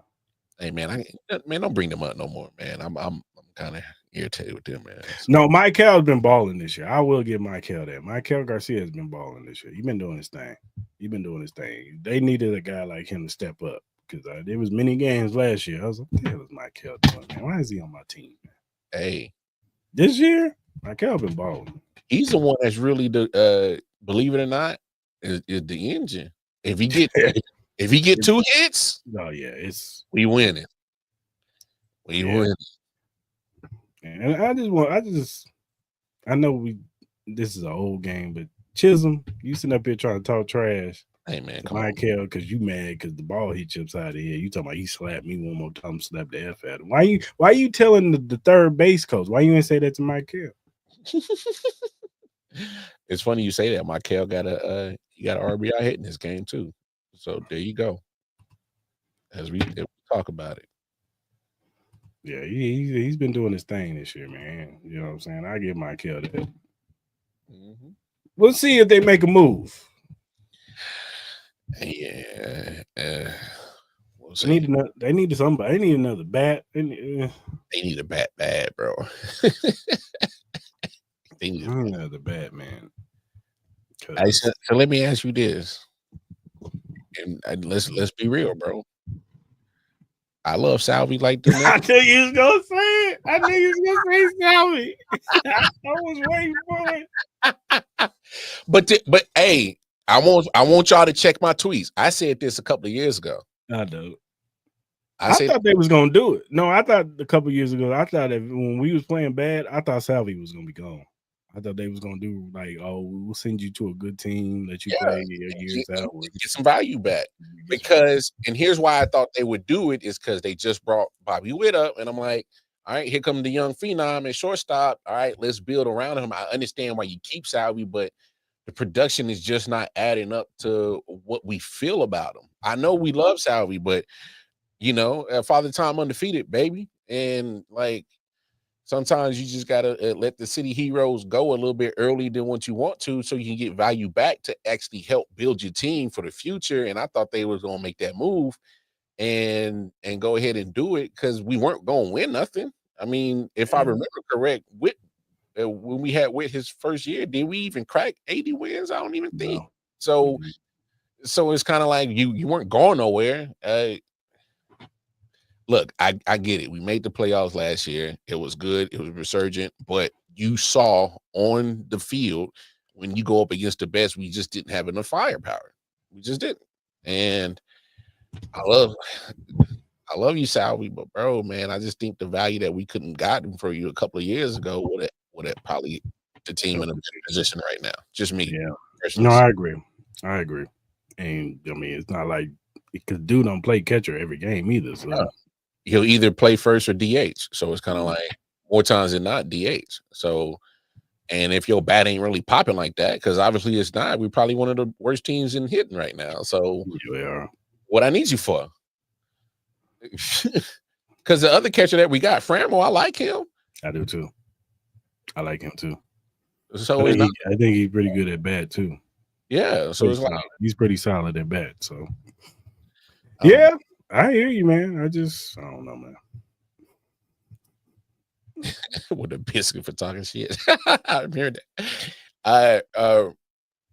What was his name? Rodon or something like that. Oh no, Runan Odor. That was his name. That popped Joey Batista in Texas. Gave him that 2-piece. Joey was never the same after that. Oh no, he was out the league after that. Never the same after that. He said, "Look like you wearing an adult diaper." Depends.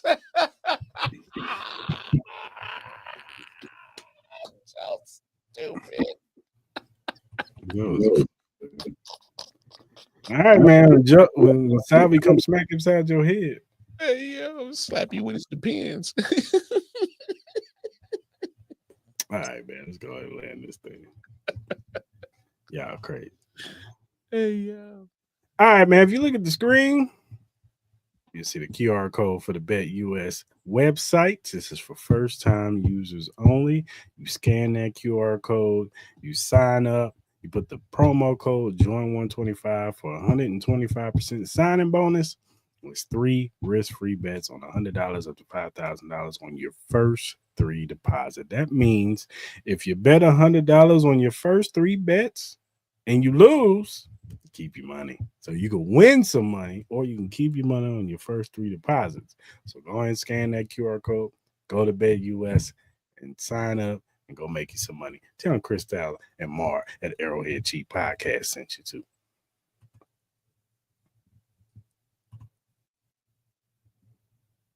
Yeah, you're right. You can't move fast.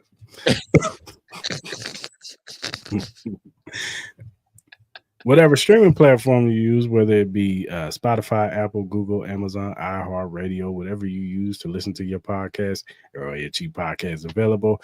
Also, if you're a first-time watcher on YouTube, hit that subscribe button, that like button, that notification button. So when we go live every Tuesdays at 5:30 Central Standard Time, jump in the live like Joe is. John was in the live with us earlier. You can jump in, talk about these Chief topics or NFL topics, or sometimes we pivot, talk about the Royals every now and then. But mostly Chiefs talk and NFL talk. You jump in the live with us. You talk about how you feel. How do you feel about Xavier Worthy? How do you feel about Mars ranking on the blind ranking game? Hey, man, I was set up, bro. How do you feel about this running back, bro? Do you feel like Patrick Mahomes is still the best quarterback? Mm-hmm. Yeah. How you feel about our underrated top 5 Chiefs players? You know what I'm saying? Give us your list, But like I said, man, we appreciate y'all tapping in with us. But yeah, subscribe to the channel. And whatever social media platform you use, whether it be X, Instagram, TikTok, Threads, Twitch, all the social media websites. You see that, right, Bo? At AH Chief Podcast, at AH Chief. Go ahead and follow us on that, man. We'll follow you back because Joe. Well, yeah, baby. Yeah, there you go. Because you was MIA last week. Yeah. Now, he been slacking lately, Joe. Yeah, he been slacking, Joe. That Parmesan been on that ass, dog. Yeah, you been slacking. I don't know if you heard last episode. I was talking trash about you last week, Joe. I just want to let you know that. I was talking about your tweets. Talking about how your lady hid your bottle. On him. Hey, you put this out there in the public, so I ain't saying nothing that ain't public display.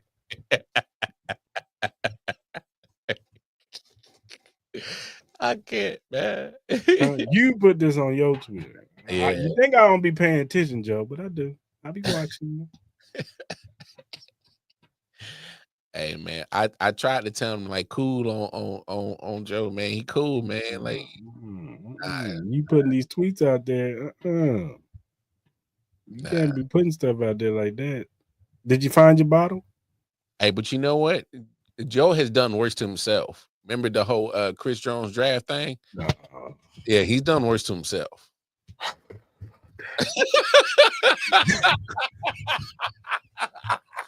Hey, we out of here, y'all. We love y'all, bro. Hey, Chiefs Kingdom, holla at us, man. Yeah, it's like towards the end, Joe. I was talking about you a little bit, just a little bit. You know what I'm saying? A little bit. All in good fun. Yep, I found it. Okay, that's all that matters, Joe. Yeah. Hey, man. Hey, I what are you talking about? I'm good, man. I'm good. All right, good people. Until follow us. We'll follow you back. If you have critiques, feedback, or if you have a question or topic that's Chiefs related or NFL related, and we like it, we'll bring it up on the show. So hit us up via DM, email, or our mentions, and we'll get back to you as soon as we can. You know what I'm saying? Oh, we'll shout you out on the show too if we like said topic. So until next time, till next Tuesday. Hope you guys have a good rest of your week, Chiefs Kingdom. Football season is almost here. We got rest of June, get through July, and then training camp is here. Oh, I think Friday the training camp schedules come out too. So we'll find that part out too. Yes, hopefully, sir. Maybe we can get Mar to be a Arrowhead Chief Podcast correspondent on site. You know what I'm saying? Oh, yeah. I'm going to try to pull up on them boys in St. Joe. Well, depending on the heat, because our brother don't like heat. I'm at that point in my age where I'm like, man, if it's too hot, I'm like, I'm in the house. Yeah, man. Where the AC at, bro? I live in Vegas. It's hot 24/7 and sometimes. Yeah, but that desert's something different, bro. This humidity, I just wait. I hear you, man. But it be hot at 8 p.m. at night. Outside, it's still like 95, 96 degrees outside. You go sizzle some bacon on the concrete outside? You probably could. I'm not trying to find out though. All right, good people. Until next Tuesday. We out. I'm gonna